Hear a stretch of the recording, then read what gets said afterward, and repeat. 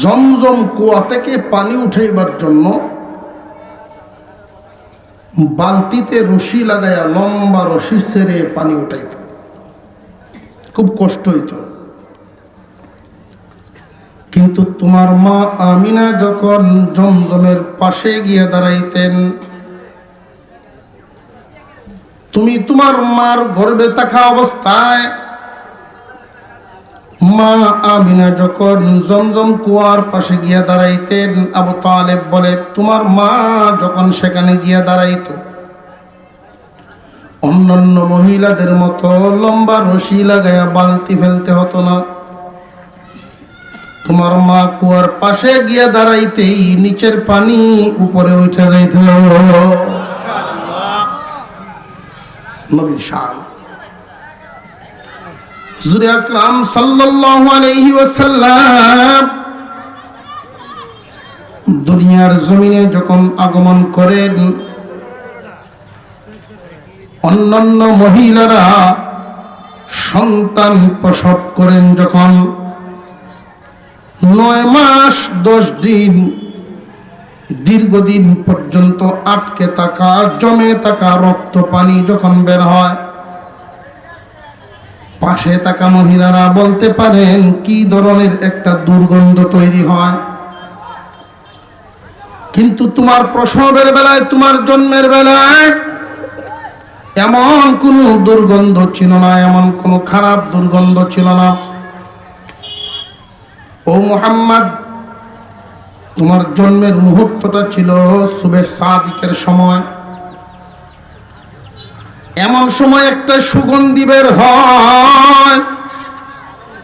আমি আবু তালেব পৃথিবীর কত জায়গায় ঘুরলাম, কত বাজারে গেলাম, কত আমির উমারাদের সাথে দেখা সাক্ষাৎ হলো, এমন সুগন্ধি আমার নাকে কোনোদিন পাই নাই। হুজুর সাল্লাল্লাহু আলাইহি ওয়াসাল্লামের বয়স যখন 1 দিন 2 দিন 3 দিন 5 দিন করে আস্তে আস্তে বাড়তেছে, মা আমিনার কোলে আরবের প্রথা অনুযায়ী শহরের বাচ্চাদেরকে দুধ পান করানোর জন্য গ্রামে পাঠানো হইত। মক্কার বাচ্চাদেরকে বিভিন্ন গ্রামের মহিলারা আইসা পয়সার বিনিময়ে নিয়ে যাইতেন, দুধ পান করায় লালন পালন করাতেন। ঐতিহাসিকগণ এর একটা কারণ উল্লেখ করেছেন, যে কয়েকটা কারণের মধ্যে একটা হলো শহরের আবহাওয়ার তুলনায় গ্রামের আবহাওয়া স্বচ্ছ, পরিষ্কার, উত্তম। যদিও শহরে যারা থাকে তাদের ভাবসাব একটু বেশি বোঝা যায়। মাস 3 যদি কেউ শহরে থাকে, এরপরে যদি বাড়িতে গিয়ে দেখবেন কথার ডিজাইন ফেলে গেছি, তার হাট আর স্টাইল ফেলে যায়।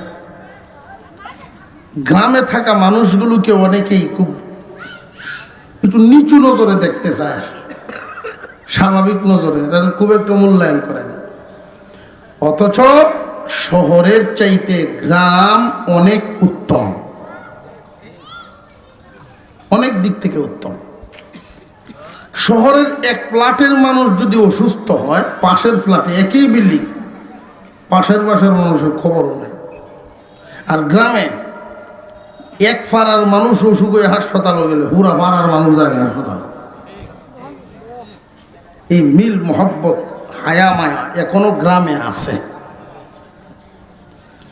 শহরের আবহাওয়ার চাইতে গ্রামের আবহাওয়া অনেক ভালো। শেষ বয়সে অনেক মানুষ রিটায়ারে যারা আসেন, বাসাবাড়ি করছেন, শহরে থাকে, ডাক্তাররা তাদেরকে পরামর্শ দেয়, নেন 1 মাস ওই ওষুধটি খাইবেন। আর আপনার বাড়ি কই? আমার বাড়ি করিমগঞ্জ, গুজরাট দিয়া। এই গ্রামও যায়, 1 মাস গ্রামও থাকবেন, গ্রামের আবহাওয়া নেন, অক্সিজেন নেন, সুস্থ হয়ে যাবেন। গ্রামের আবহাওয়াটা অনেক ভালো।